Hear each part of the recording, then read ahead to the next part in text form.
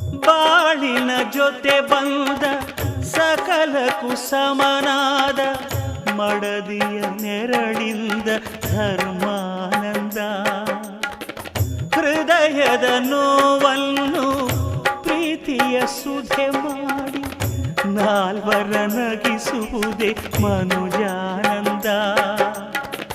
ಬೆಲ್ಲದ ಕಣದ